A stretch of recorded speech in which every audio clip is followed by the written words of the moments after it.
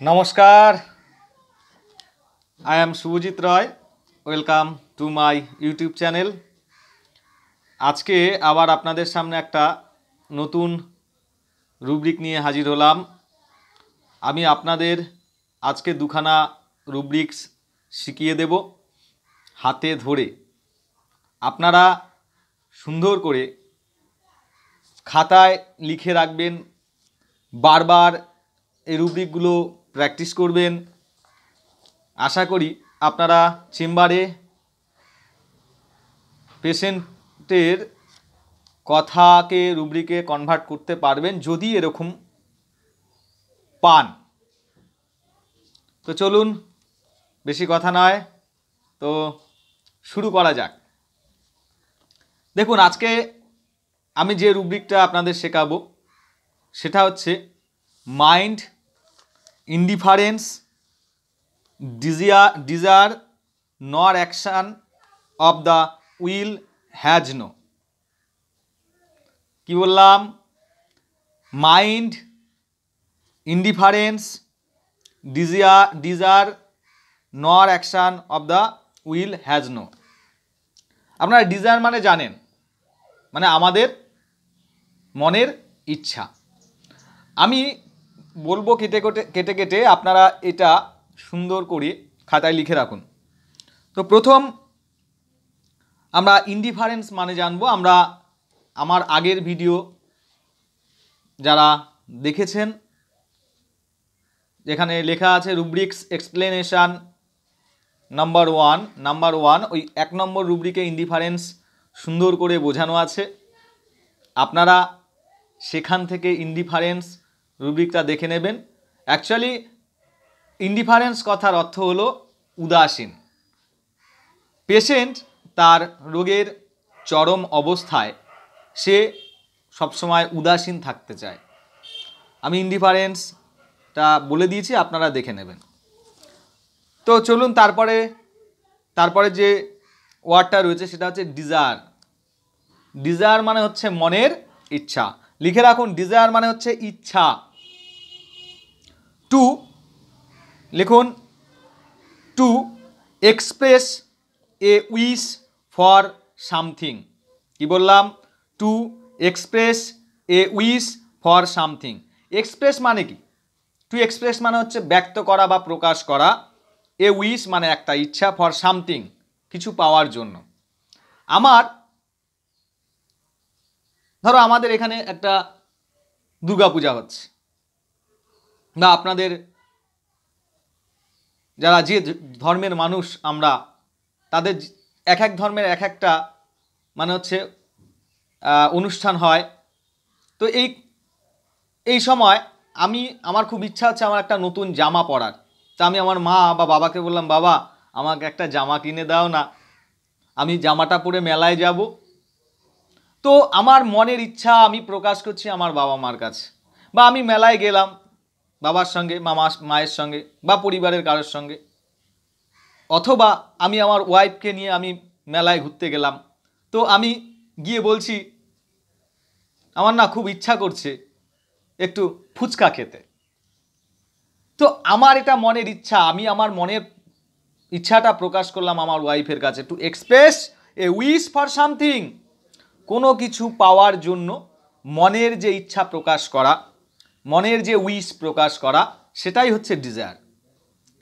Next লিখে নেন 2 number দিয়ে। এটা 1 নাম্বার লিখুন, যেটা আমি আগে বললাম, to express A wish for somethings.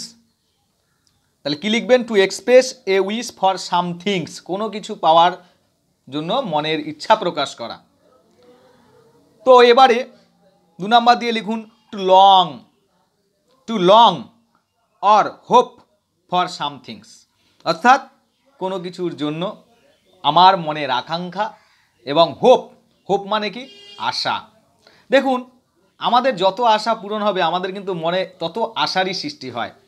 ঠিক আছে? আমাদের আশা কোনোদিন পূরণ করা যায় না।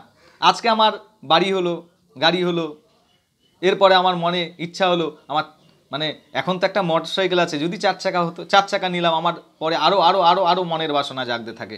This is long or hope for somethings. তাহলে ডিজায়ার মানে আমরা সুন্দর করে বুঝতে পারলাম তো, ডিজায়ার মানে হচ্ছে একটা মনের চাহিদা, একটা মনের আকাঙ্ক্ষা, একটা মনের ইচ্ছা কোনো কিছু পাওয়ার জন্য। এবারে নেক্সট কথা আছে নর অ্যাকশান অফ দ্য উইল। কি বললাম? নর অ্যাকশান অফ দ্য উইল। আগে আমরা একটু উইল মানেটা জানি। উইল মানে কি? উইল কথার অর্থ হলো ইচ্ছা বা অভিলাষ। লিখে রাখুন, ইচ্ছা বা অভিলাষ। এবারে প্যারা চেঞ্জ করে লিখুন, এটা একটি মনের অংশ, এটা একটি মনের অংশ যার দ্বারা কেউ সচেতনভাবে, যার দ্বারা কেউ সচেতনভাবে অর্থাৎ কনসিয়াসলি কোনো কিছু স্থির করতে পারে। ডিসাইড, স্থির করা ইংরেজি হচ্ছে ডিসাইড, অর্থাৎ কনসিয়াসলি ডিসাইডস। তাহলে কি বললাম? এটা একটি মনের অংশ, আমাদের একটা মনের part. Wish is a part of our mind. আমাদের মনের একটা অংশ উইশ। তো এটা একটা মনের অংশ যার দ্বারা কেউ সচেতনভাবে কোনো কিছু স্থির করতে পারে। তাহলে কি বললাম? উইল লিখে 1 নম্বর দিয়ে এটা লিখুন। 2 নম্বর দিন, 2 নম্বর দিয়ে লিখুন কিছু করার সংকল্প। কিছু করার সংকল্প। ব্যাকেটে লিখুন ডিটারমিনেশান। ব্যাকেটে লিখুন ডিটারমিনেশান, অর্থাৎ কিছু করবার জন্য আমার মনের মধ্যে একটা সংকল্প জেগেছে, অর্থাৎ আমি একটা সংকল্প করেছি। মানে কি? আজকে আমি এই যে আপনাদের সঙ্গে কথা বলছি, আপনাদের সঙ্গে কথা বলার পর আমার মনের ইচ্ছা হচ্ছে আমি আজকে খুব তাড়াতাড়ি চেম্বারে গিয়ে রুগী দেখব। এটাই হচ্ছে আপনার কিছু করার আমি সংকল্প নিয়েছি। আমি আজকে যাব চেম্বারে গিয়ে তাড়াতাড়ি আমি রুগী দেখব, তারপরে আমি বাড়ি ফিরব, বা আমি আগামী দিন আমরা একটা পিকনিক করব। আমার মনের ইচ্ছা জেগেছে, জানেন শীত পড়েছে, মনের ইচ্ছা জেগেছে আমার ছাত্রদের নিয়ে আমি একটা পিকনিক করব, অর্থাৎ বনভোজনে যাব। তাহলে এটা হচ্ছে আমার মনের ইচ্ছা। তো কিছু করার সংকল্প। 3 নাম্বার দিয়ে লিখুন used to express desire, choice, willingness or consent। তাহলে এর মানেটা কি হবে? আবার বলছি, used to express desire, choice বা আমরা যেটাকে বলে চুজ করা, পছন্দ করা, উইলিংনেস অর কনসেন্ট। ব্যাকেটে লিখুন ইচ্ছা, পছন্দ, সম্মতি প্রকাশ করতে ব্যবহার করা হয়। তাহলে উইলিংটা কি করতে ব্যবহার করা হয়? ইচ্ছা, পছন্দ, সম্মতি প্রকাশ করতে ব্যবহৃত হয়। 5 নাম্বার দিয়ে লিখুন, 5 নম্বর নয়, 4 নাম্বার দিয়ে লিখুন used to express a command। Command মানে হচ্ছে হুকুম। কমান্ড কারা করে? যারা দেখবেন মিলিটারি অফিসার যারা, তারা বলে না কমান্ড করে না, সেটাই দে used to a command মানে হুকুম। ব্যাকেটে লিখে রাখুন হুকুম, এক্সহর্টেশন, EXHORTATION, এক্সহর্টেশন মানে লিখে রাখুন মিনতি বা উপদেশ, মিনতি বা উপদেশ। অর লিখে রাখুন ইনজাংশন, INJUNCTION, ইনজাংশন। ইনজাংশন মানে কি? আদেশ, হুকুম বা অনুজ্ঞা বা নির্দেশ ইত্যাদি। তাহলে এই ক্ষেত্রে আমরা উইলটা ব্যবহার করতে পারি। তারপরের নাম্বার দিয়ে লিখুন, অর্থাৎ 5 নাম্বার দিয়ে লিখুন used to express capability, used to express capability or sufficiency মানে ব্যাকেটে লিখে রাখুন ক্ষমতা বা পর্যাপ্ততা প্রকাশ করতে ব্যবহার করা হয়। ক্ষমতা বা পর্যাপ্ততা প্রকাশ করতে ব্যবহৃত করা হয়। তাহলে দেখুন, তাহলে আমরা পেলাম ডিজায়ার মানে হচ্ছে একটা ইচ্ছা, উইল মানে হচ্ছে ইচ্ছা। কিন্তু তার আগে, উইলের আগে কি কথা লেখা আছে? নর অ্যাকশন অফ দ্য উইল। কোনো কাজ করতে ইচ্ছা হয় না। নর অ্যাকশন, অ্যাকশন মানে হচ্ছে কাজ, কর্ম, of the will the will, the will, উইলের আগে একটা দা আছে, পাখিটি, দ্য বার্ড, গরুটি, দ্য কাউ, মানুষটি, দ্য ম্যান। অর্থাৎ কাউকে যদি আমরা ইন্ডিকেট করে বলি সেটা, অর্থাৎ আমার ইচ্ছাটা কি, আমার ইচ্ছাটা কোনো কাজ করতে ইচ্ছা হয় না, অর্থাৎ নর অ্যাকশন অফ দ্য উইল, ইচ্ছা অনুযায়ী, আমার ওই ইচ্ছাটা অনুযায়ী আমার কোনো কাজ করতে ইচ্ছা হয় না। হ্যাজ নো, নেই, নেই। I have no pen in my pocket, আমার পকেটে কোনো পেন নেই।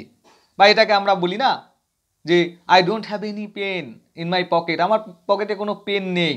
হ্যাভ নো, নেই।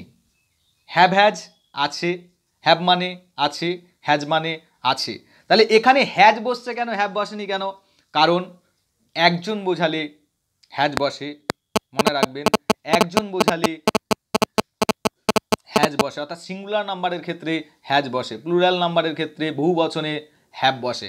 কিন্তু মনে রাখতে হবে আই আর ইউর ক্ষেত্রে হ্যাভ বসে, আই ইউ একজন হলেও সেক্ষেত্রে হ্যাভ বসে।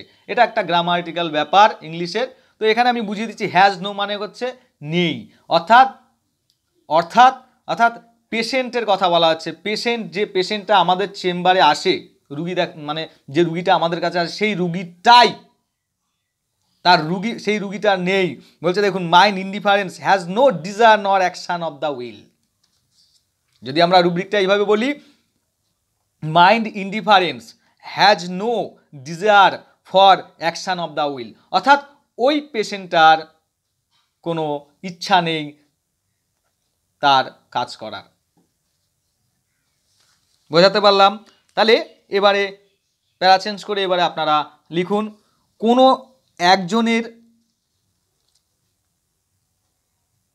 কোনো একজনার কোনো কিছু করার প্রতি, কোনো কিছু করার প্রতি বা কোনো কাজ করার প্রতি তার কোনো ইচ্ছা নেই, তার কোনো ইচ্ছা নেই। একটু আগে আমি বললাম না, সেটাই লিখে নিন।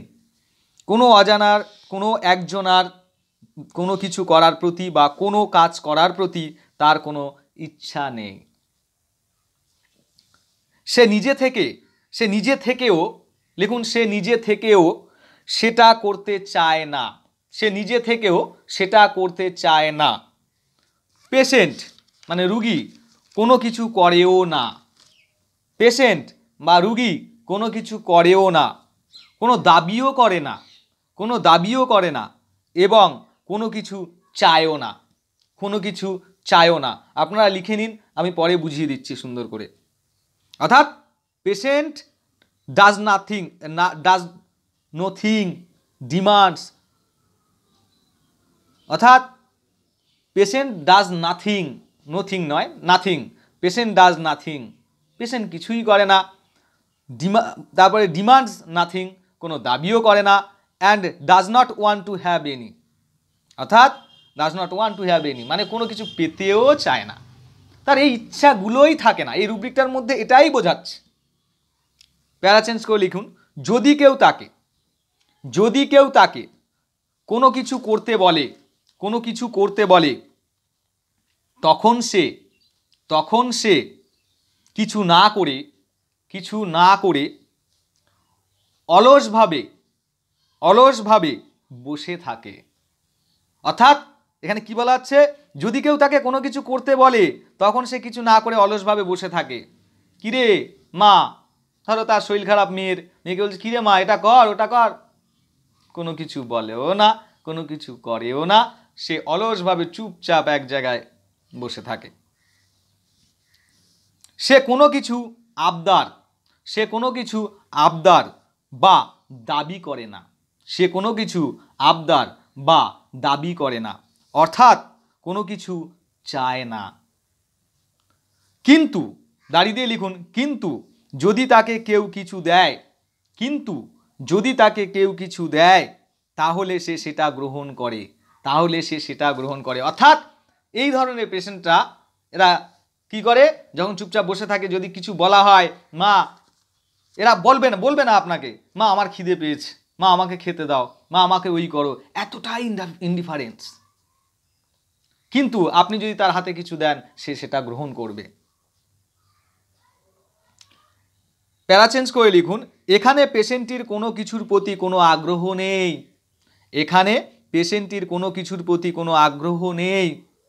সে চুপচাপ শুয়ে থাকে। সে চুপচাপ শুয়ে থাকে বা বসে থাকে কোনো কাজ না করে। খুব ইম্পর্টেন্ট কথা, কোনো কাজ না করে। অর্থাৎ সে চুপচাপ এক জায়গায় বসে থাকবে, কোনো কিছু বলবে না, কোনো কিছু করবে না, অথবা শুয়ে থাকবে, কারোর কাছে কোনো দাবিও করে না। তাহলে এরা কারোর কাছে কোনো দাবিও করে না। প্যারা চেঞ্জ করে লিখুন, পেশেন্টটি পুরোপুরি তার আগ্রহ ও ইচ্ছা হারিয়ে ফেলেছে। পেশেন্টটি তার পুরোপুরি আগ্রহ ও ইচ্ছা হারিয়ে ফেলেছে। সে কোনো কিছু পেতেও চায় না, আবার তার ইচ্ছা অনুসারে কোনো কিছু করেও না। তার সামনে যা কিছু ঘটে যাক না কেন সেটা নিয়ে তার কোনো মাথা ব্যথা থাকে না। অর্থাৎ এরকম পেশেন্ট চুপচাপ বসে আছে, কি হচ্ছে সামনে, কি হবে, কি কোনো কেয়ার করে না। সে তার বর্তমান ইচ্ছাকে প্রকাশ করে না। অর্থাৎ পেশেন্টের যে কি কষ্ট, পেশেন্ট কি চায়, পেশেন্টের কি হচ্ছে, কোনো কিছু বলেও না। তার যে কি চায়, তার জ্বর হয়েছে একটা পেশেন্টের, ধরো সেই পেশেন্টটা কি করবে, তার কি খেতে ইচ্ছা হচ্ছে, তারা চায় না। আমরা তো একটু বলি, মা আমাকে সুস্বাদু খাবার বানিয়ে দাও, ওই দাও, সেই দাও, মা আমাকে একটু ডাক্তারের কাছে নিয়ে যাও। কোনো ইচ্ছা প্রকাশ করে না। তারপর লিখুন, সে কোনো কিছু পেতে আশাও করে না। অর্থাৎ তার কোনো পাওয়ার আশা নেই। সে তার অন্তরের ইচ্ছা দিয়েও কোনো কাজ বাজ করে না, বা কেউ যদি কিছু করতে বাধ্য করে তাও করে না। তাহলে একটু ইংলিশটা লিখে নেবেন নাকি? লিখে নিন, he does not take any action against internal or external stimuli. অর্থাৎ তাকে যদি আপনি বলেন যে কিছু করতে, এই ধরনের পেশেন্টরা কিন্তু কিছু করবে না, করতে চায়ও না। তাহলে দেখুন রুব্রিকটা একটু আরেকবার আমরা শুনি। ইনডিফারেন্স মানে উদাসীন, ডিজায়ার মানে ইচ্ছা, নর অ্যাকশন অফ দ্য উইল, নর তার ইচ্ছাটা অনুযায়ী কোনো কাজ করে না, হ্যাজ নো নেই। তাহলে আমরা এই রুব্রিকটা পড়তে গেলে কিভাবে সাজাবো এটাকে, যে মাইন্ড ইনডিফারেন্স মানে উদাসীন রয়েছে, হ্যাজ নো ডিজায়ার, কার নেই, হি মানে পেশেন্ট হ্যাজ নো ডিজায়ার, তার কোনো ইচ্ছা নেই, নর অ্যাকশন অফ দ্য উইল, সে যে তার মনের ইচ্ছা দিয়ে কোনো কাজ করবে সেটাই তার মধ্যে নেই। অর্থাৎ কোনো একজনের কোনো কিছু করার প্রতি বা কোনো কাজ করার প্রতি তার কোনো ইচ্ছা নেই। তাহলে বুঝতে পেরেছেন। এবারে এই রুব্রিকটা তাহলে আমরা কিভাবে পাবো, তাই তো পেশেন্ট আমাদের কাছে চেম্বারে এসে সে কিভাবে বলবে, এটা তো আমাদের জানতে হবে। দেখুন, আমি কোনো এক জায়গায় পেয়েছিলাম একটা কেস, একটা বাচ্চা মেয়ে পাঁচিল টপকাতে গিয়ে, একটা যে পাঁচিল বলে না, যে আমরা বাড়ির চারিদিকে বাউন্ডারি করে দিই, দেয়াল তুলে দিই, পাঁচিল, তো সেই পাঁচিল টপকাতে গিয়ে কোনো কারণে পড়ে গিয়ে তার হেড ইনজুরি হয়, অর্থাৎ তার মাথার পেছন দিকটা লাগে। তো এই পেশেন্টটাকে অনেক দিন ধরে চিকিৎসা করা হচ্ছে কিন্তু কমছে না। তো এরকম যদি আমরা ইতিহাস পাই, আমরা সাধারণত সবাই করি, আমরা হোমিওপ্যাথরা অন্তত প্রত্যেকেই আমরা নেট্রাম সাল্ভ যে ড্রাগ বা মেডিসিনটা রয়েছে আমরা ব্যবহার করি। কারণ নেট্রাম সাল্ভে আছে যে একটা রুব্রিক আছে বেশ, elements from injuries accidental mental symptom from, এখানেও নেট্রাম সাল্প বসে আছে। অথবা যদি আমরা বলি যে আপনার মেয়ে মাথা ইনজুরি হওয়ার পর থেকে কি হচ্ছে, মেয়ে মাঝে মাঝে আনকনসিয়াস হয়ে পড়ছে, হ্যাঁ এই সেই কেরম যেন হয়ে গেছে, এখানেও একটা রুব্রিক রয়েছে unconsciousness injuries to head after, natrum sulph বসে আছে। এবং আরও আরও আরও আরও কারণে আমরা নেট্রাম সাল্প দিয়ে থাকি, সবাই জানি আমরা যারা হোমিওপ্যাথ। কিন্তু এই পেশেন্টটাকে অনেক ডাক্তার দেখেছে, তারা হয়তো নেট্রাম সাল্প দেয়নি এমন তো কোনো কথা নেই, ইতিহাসে ছিল হয়তো তাকে দেওয়া হয়েছিল, তার সারেনি। তো আমি কোনো এক জায়গায় দেখলাম যে ওই ডাক্তারবাবু বলছিলেন যে সে তাকে একটা ড্রাগ দিয়েছিল, মেডিসিন দিয়েছিল, সেই মেডিসিনটা ছিল হেলিবোরাস। কীরকম ব্যাপারটা, তার কাছে যখন ওই মেয়েটিকে, যেই মেয়েটির মাথায় আঘাতপ্রাপ্ত হয়, মেয়েটি মানে মানে হেড ইনজুরি হয়েছিল, তারপর থেকে তার যে মেন্টাল যে সিমটমস বা স্টেটগুলো ডেভেলপমেন্ট করছিল, মানে বেড়ে যাচ্ছিল, তার উপরে নেট্রাম সাল্প তাকে দেওয়া হয়েছিল কিনা সেটা সেই ডাক্তারবাবু জানতো না। কিন্তু সেই যে রোগের চরম অবস্থায় মেয়েটা কি করছে তার উপরে নির্ভর করে তাকে হেলিবোরাস যেই সিলেক্ট করা হলো, মেয়েটি উইথিন 7 days ইন মাইন্ড টেকনিকে উইথিন 7 days মধ্যে সেই রুগী ভালো হয়ে যায় আস্তে আস্তে। ভাবা যায়? তাহলে মাইন্ড টেকনিকে আমরা অসাধ্য সাধন করতেও পারি, আমরা সব শিখব, কোনোটাই খারাপ নয়।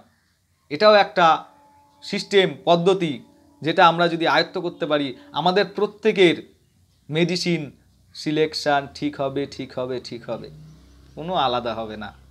তাই আমাদের কি করতে হবে, প্রতিটা রুব্রিকগুলো প্রতিটা রুব্রিক্সের ইন্টারনাল মিনিংগুলো, মানে ইনার মিনিংগুলো আমাদেরকে ভালো করে আয়ত্ত করতে হবে। তা আমি সেই প্রচেষ্টায় আছি, আপনাদেরকে একটু আধটু করে শেখানোর চেষ্টা করছি। আর সবথেকে বড় কথা জানেন কেন আমি আপনাদের শেখাচ্ছি?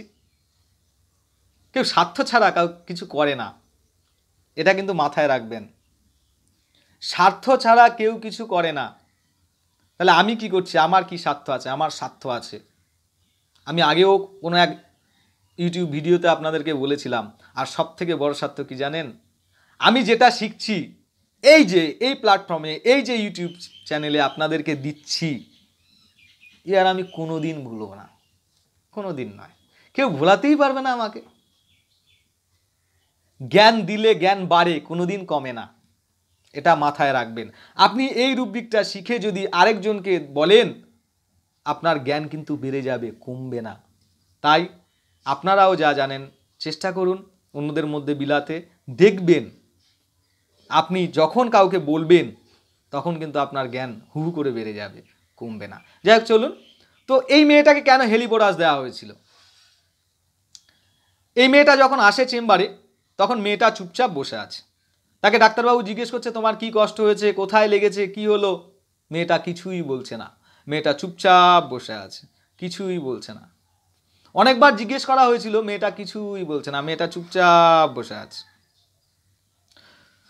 তো তখন যখন আমরা পেশেন্টের থেকে কিছু পাই না, কোনো কিছু উদ্ধার করতে পারি না, তখন কিন্তু আমরা তাদের গার্জিয়ানের প্রতি বা বাড়ির রিলেটিভসদের প্রতি আমরা মনোনিবেশ করি, অর্থাৎ তাদেরকে জিজ্ঞেস করি যে আচ্ছা আপনার মেয়ে এই যে রোগের জন্য কি করছে বা তার চরিত্র কেমন, এইসব আমাদের হোমিওপ্যাথিতে আমরা জিজ্ঞেস করি। তো তাকে জিজ্ঞেস করা হয়েছিল যে আপনার মেয়ে কি করছে এই রোগের জন্য। তো তার মা বলছিল যে ডাক্তারবাবু, আমার এই মেয়ে যখন থেকে আর কি আঘাতপ্রাপ্ত হয়, যখন থেকে পড়ে গেছে, তখন থেকে সে কেমন যেন একটু হয়ে যায়, সে বাড়িতে চুপচাপ বসে থাকে, তার খিদে পেয়েছে, বলে না যে মা আমাকে দুটো খেতে দাও, কিরে মা স্নান করবি না, কোনো রেসপন্স করে না, চুপচাপ বসে থাকে। কিরে মা তো তুই পড়াশোনা আর করবি না, কিছুই রেসপন্স করে না, চুপচাপ বসে থাকে। একটু আগে বললাম না রুব্রিকে যে সে এই ধরনের ব্যক্তিরা যাই যা করুন না কেন, সে কোনো রেসপন্স করে না, তার সামনে কি হয়ে যাচ্ছে কোনো রেসপন্স করে না। কিন্তু যদি জোর করে তাকে খেতে দেওয়া হয়, সে দুমুঠো খায়। গ্রহণ করে, গ্রহণ করে বলেছিলাম রুব্রিকটা ইন্ডিফারেন্স ডিজায়ার, ইন্ডিফারেন্স ডিজায়ার যে রুব্রিকটা আপনাদেরকে আমি এক্ষুনি বললাম, এই রুব্রিকটায় কিন্তু করে, রেসপন্স করে তখন যখন যদি আপনি তাকে কিছু দেন সে সেটাকে গ্রহণ করবে। Indifference desire nor action of the will has no. তো এই যে রুব্রিকটা তখনই আমরা ব্যবহার করতে পারবো যখন দেখব এরকম কোনো একটা পেশেন্ট কোনো কিছু বলছে না, কোনো কিছু করছে না, সে তার আবদার করছে না, সে তার ইচ্ছা প্রকাশ করছে না, সে চুপচাপ বসে আছে, কেমন যেন হয়ে গেছে, কি যেন বলতে চাইছে বলছে না, কেমন যেন একটা ভাব, তখন আমরা এই রুব্রিকটা ব্যবহার করতে পারবো। Indifference desire nor action of the will has no. তাহলে আশা করি বুঝেছেন রুব্রিকটা। তো তাকে তখন ওই ডাক্তারবাবু এই রুব্রিকটা নেন, এই রুব্রিকটার সঙ্গে নিয়েছিলেন, এত তাকে প্রশ্ন করা হচ্ছে, এত তাকে প্রশ্ন করা হচ্ছে, সে কোনো উত্তর দিচ্ছে না, সে কোনো উত্তর দিচ্ছে না, কিছু বলছে না ডাক্তারবাবুকে। তখন এখান থেকে আরেকটা আমরা রুব্রিক নিতে পারি, সেটা হচ্ছে আস্কিং নাথিং ফর, তাই তো? Asking nothing for. আচ্ছা, আমরা একটু আস্কিং নাথিং ফরটাও শিখে নিই তাহলে, যখন আস্কিং নাথিং ফরের কথাটাই উঠলো। দেখুন, আস্কিং মানে কি? আস্কিং কথার অর্থ হলো জিজ্ঞেস করা বা জিজ্ঞাসা। অ্যাকচুয়ালি আস্কিং মিনস হচ্ছে জিজ্ঞাসা। তো 1 নম্বর দিয়ে লিখে নিতে পারেন to call on for an answer, অর্থাৎ একটি উত্তরের জন্য কল করা বা ডাকা। ডাক্তারবাবু কেন পেশেন্টকে বলে তোমার নাম কি, তোমার কি হয়েছে, আচ্ছা মনা কি হয়েছে বলো, পেশেন্ট উত্তর দেয় না, অর্থাৎ আমরা তার সঙ্গে কথা বলি যাতে তার কাছ থেকে কিছু উত্তর পাই। এই লাইনটার অর্থই তাই। 2 নাম্বার কি? To put a question about, মানে কোনো সম্পর্কে একটি প্রশ্ন করা। To put a question about. Next 3 নম্বরে লিখুন to make a request of. Asking মানে আবার রিকোয়েস্ট কোথা দিয়ে আসলো? অবশ্যই এখানে আসতে পারে to make a request of, একটি অনুরোধ করা। তো যাই হোক, নাথিং মানে কি? নাথিং মানে হচ্ছে কিছুই না। লিখে নিতে পারেন not anything, no thing. Not anything, no thing, অর্থাৎ কোনো জিনিস না বা কিছুই না। তারপর লিখতে পারেন 2 নম্বর দিয়ে নাথিংয়ের আন্ডারে one of no interest. One of no interest, কোনো একজনের কোনো আগ্রহই থাকে না। 3 নম্বর দিয়ে লিখতে পারেন by no means. By no means, কোনোভাবেই নয়, কোনোভাবেই নয়, বা ডেফিনেটলি নো, অবশ্যই না। এই নাথিং কথার মানে অনেক আছে, তার মধ্যে থেকে আপনাদেরকে কিছু বললাম। নাথিং মানে কিছুই না। আই হ্যাভ নো নাথিং, আমার কোনো কিছুই নেই, অর্থাৎ নাথিং মানে নেই। ফর মানে কি? জন্য। কার জন্য? তার রোগের জন্য, তার রোগের জন্য। তাহলে আমরা আস্কিং নাথিং পরটাও শিখে গেলাম। যদি আপনি আপনার চেম্বারে কোনো পেশেন্টকে তাকে জিজ্ঞেস করছেন, তার সঙ্গে কথা বলতে চাইছেন, তার সমস্যাগুলো সম্পর্কে জানতে চাইছেন, অথচ সে কোনো উত্তর দিচ্ছে না, তাহলে আপনি নিতে পারেন আস্কিং নাথিং ফর। ঠিক এই পেশেন্টটার জন্য আস্কিং নাথিং ফর নেওয়া হয়েছিল। কোন পেশেন্টটা? ওই যে বললাম হেড ইনজুরি যে পেশেন্টটার কথা বললাম, বাচ্চা মেয়েটার কথা। তো মেয়েটার ক্ষেত্রে এই দুটো রুব্রিক নিয়ে হেলিবোরাস দেওয়া হয়েছিল। আপনারা এই দুটো রুব্রিক নেবেন, দেখবেন হেলিবোরাসই আসবে। এই দুটো রুব্রিকের আন্ডারে হেলিবোরাস এসেছিল। তিনি আরও নিয়েছিলেন, যেমন নিয়েছিলেন উনি ওনার মানে যে লেখা আমি পড়েছি সেখান থেকে বলছি যে ইন্ডিফারেন্স টেসিটার্ন নিয়েছিলেন। তিনি আরও রুব্রিক এখান থেকে নিয়েছিলেন, ইন্ডিফারেন্স, এভরিথিং টু। তো বিভিন্ন রুব্রিক নিয়ে তিনি হেলিবোরাস দিয়েছিলেন, কিন্তু আপনারা এই দুটো রুব্রিক জেনে রাখলে হেলিবোরাসকে সিলেক্ট করতে পারবেন। কোন কোন rubric? Indifference, desire, indifference, nor action of the will has no, and asking nothing for হেলিবোরাস। কেসটাও শুনলেন, হেলিবোরাসের কেস। তো এই ক্ষেত্রে আমরা যদি এই রুব্রিকগুলো সুন্দর করে ধরে ধরে শিখতে পারি, আশা করি আমার আপনার কোনো কেস ফেল হওয়ার চান্স নেই। শুধু হেড ইনজুরি কেন, যে কোনো রোগের ক্ষেত্রে আমরা মনে রাখবো, যে কোনো রোগের ক্ষেত্রে এই দুটো যদি রুব্রিক থাকে, এই রুব্রিকের আন্ডারে হেলিবোরাসই থাকবে। ওকে, তো মনে রাখবেন সবসময় আমরা পেশেন্টকে ট্রিটমেন্ট করব, পেশেন্টের রোগটাকে নয়। Not the patient, treat the disease, এরকম কথা নেই। কথাটা আছে treat the patient, not the disease. আর এগুলো করতে গেলে আমরা পেশেন্টকে যদি আমরা সারাতে চাই, তার মানসিক পরিবর্তন আনতে চাই, তাহলে আমাদেরকে এই রুব্রিকগুলো সুন্দর করে ধরে ধরে শিখতে হবে। আজকে আশা করি আপনাদেরকে দুখানা রুব্রিক ধরে ধরে শেখাতে পারলাম, এবং আমি আমার পড়ার অভিজ্ঞতা থেকে একটি কেসও শেয়ার করলাম আপনাদেরকে। আপনারা আমাদের সঙ্গে থাকুন, আমার সঙ্গে থাকুন, এবং আমাদের SHMT school of homeopathic mind technique, যে school of homeopathy mind technique বলে যে আমাদের কল্যাণী ব্রাঞ্চে যে শাখা রয়েছে, মানে কল্যাণী ব্রাঞ্চের আন্ডারে যে আমাদের ডক্টর কল্যাণ কুমার সুর স্যারের তৈরি যে স্কুলটা রয়েছে মাইন্ড টেকনিকের, আমরা সেখানে সবাই আছি। আপনারা আসুন আমাদের সঙ্গে, আশা করি আপনারা কিছু শিখতে পারবেন। ভালো থাকবেন, নমস্কার।